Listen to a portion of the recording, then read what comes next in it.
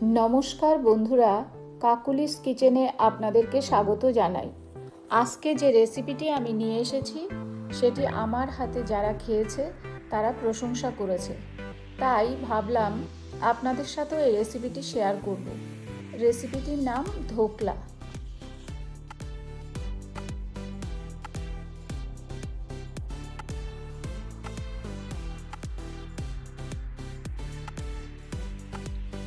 বন্ধুরা, আমি আজকে আপনাদেরকে ধোকলা বানিয়ে দেখাবো।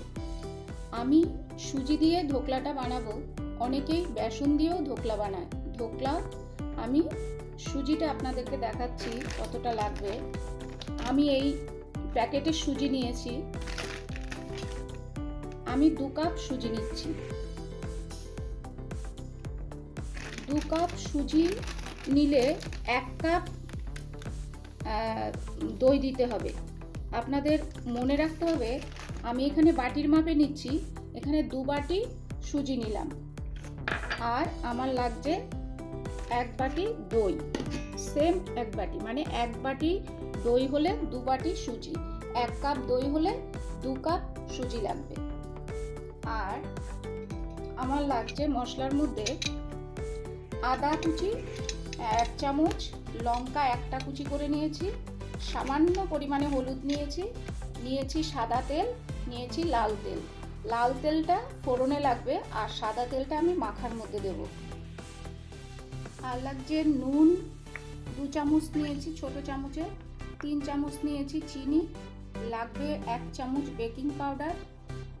আর ফোড়নের জন্য নিয়েছি আমি শুকনো লঙ্কা 2টো, সর্ষে আস্ত সাদা সর্ষে নিয়েছি, আপনার ইচ্ছে করলে লাল সর্ষেও নিতে পারে, আর নিয়েছি কারি পাতা।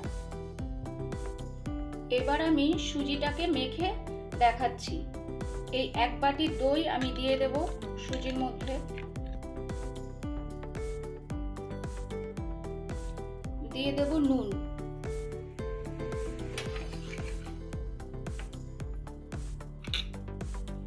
এটাকে আমি এইভাবে একটু মেখে নিয়ে তারপরে জল মেশাবো এটার মধ্যে।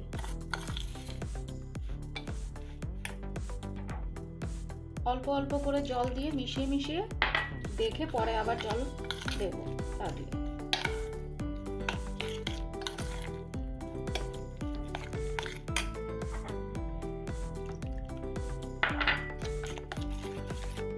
আর একটু সামান্য দইয়ের বাটিটা ধুয়ে একটু জল দিয়ে দিলাম।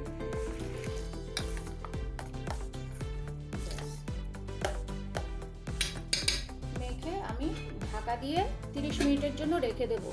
অবশ্যই 30 মিনিট ঢাকা দিয়ে রাখবেন, কারণ সুজিটা ফুলতে হবে, একটু গুলে রাখলাম, এটা ফুলে উঠবে। বন্ধুরা, ধোকলাটা যতক্ষণে ভিজছে ততক্ষণে আমি একটা তেঁতুলের চাটনি করে আপনাদেরকে দেখাচ্ছি, কারণ তেঁতুলের চাটনির সাথে ধোকলা খেতে খুবই ভালো লাগে। তেঁতুলের চাটনি বানাতে লাগছে এই 1/2 বাটি আমি তেঁতুল জল দিয়ে ভিজিয়ে রেখেছি, এটাকে আমি চালনি দিয়ে চেলে কাঠটা বের করে নেব। আর এটা বানাতে লাগছে গুড় নিয়েছি আমি 1/2 বাটি, আপনারা ইচ্ছে করলে চিনিও নিতে পারেন। নিয়েছি নুন পরিমাণ মতো, নিয়েছি একটা ভাজা মশলা। আমি এবার ভাজা মশলাটা কিভাবে তৈরি করছি দেখাচ্ছি। শুকনো লঙ্কা, আস্ত ধনে, জিরে, মৌরি এগুলো শুকনো খোলায় ভেজে গুঁড়ো করে মশলাটা বানিয়ে নিয়েছি।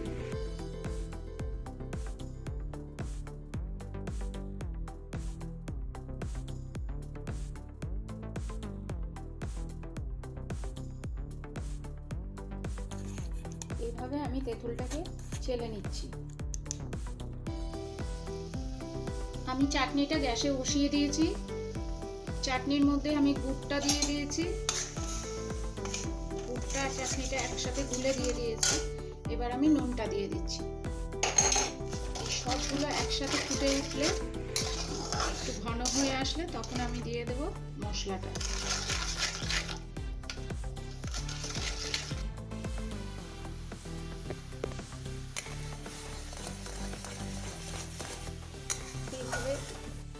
দেখুন বন্ধুরা, এটা হয়ে এসছে। এবার আমি মশলাটা দিয়ে দিচ্ছি। মশলাটা আমি একটু পরিমাণে বেশি দেবো, এটা এর ভিতরে শুকনো লঙ্কাও রয়েছে, গন্ধটা খুব সুন্দর এসছে ভাজা মশলা।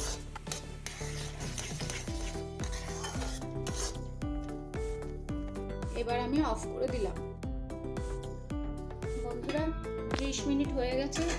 এবার আমি ঢাকা খুলে দেখে নিচ্ছি। দেখুন কতটা জল টেনে নিয়েছে, ঘন হয়ে গেছে। এখন আমি আরেকটু জল অ্যাড করব।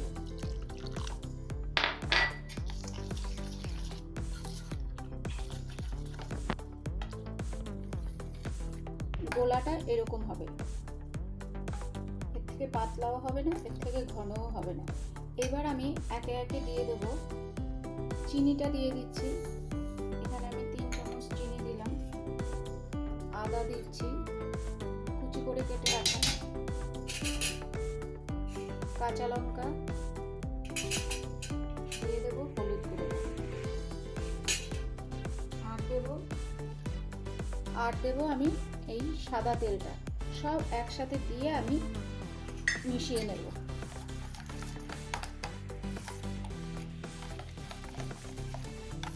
অনেক সময় হলুদ ছাড়াও করা যায়, আপনারা ইচ্ছে করলে হলুদ বাদও দিতে পারেন, কিন্তু হলুদ দিলে কালারটা সুন্দর আসে।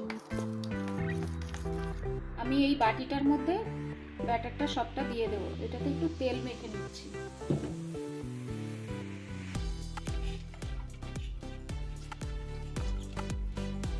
তাহলে হয়ে গেলে তুলতে খুব ইজি হবে। এবার আমি সব শেষে দিয়ে দিচ্ছি বেকিং পাউডারটা, কারণ বেকিং পাউডারটা দিয়ে সাথে সাথে এটাকে বসিয়ে দিতে হবে।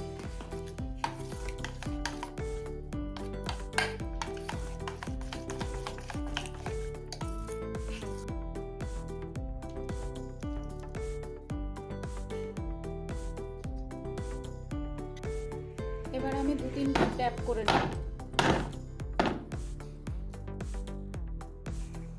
বন্ধুরা, আমি এটা স্টিম কুকারে করব। আপনারা স্টিম কুকার ছাড়া গ্যাসেও করতে পারেন। গ্যাসের উপর কড়াই বসিয়ে তাতে জল দিয়ে তার উপর একটা আংটা রেখে জল ফুটতে শুরু করলে মিডিয়াম আঁচে রেখে ঢাকা দিয়ে 25 থেকে 30 মিনিট হতে দিতে হবে। তারপর ঢাকা খুলে কাঁটা চামচ বা টুথপিক দিয়ে হলো কিনা দেখে নিতে হবে।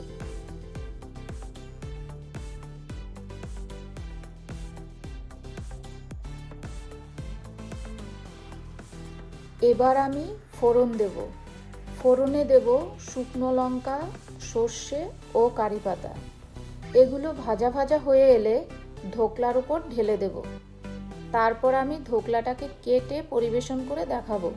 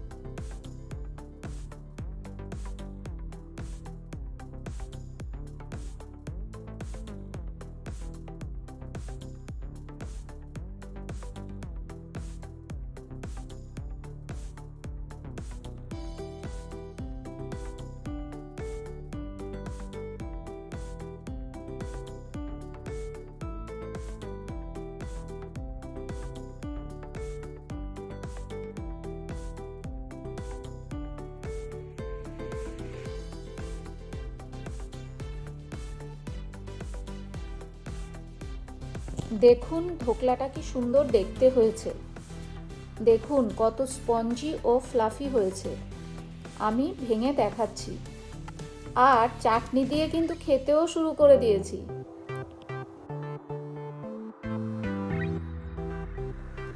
আশা করি আমার এই রেসিপিটা আপনাদের ভালো লেগেছে।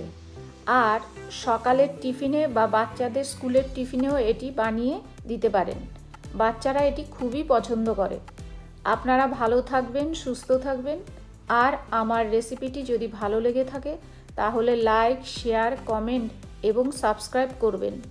আর পাশে থাকা বেল আইকনটিতে প্রেস করে দেবেন পরের ভিডিওগুলো পাওয়ার জন্য। নমস্কার।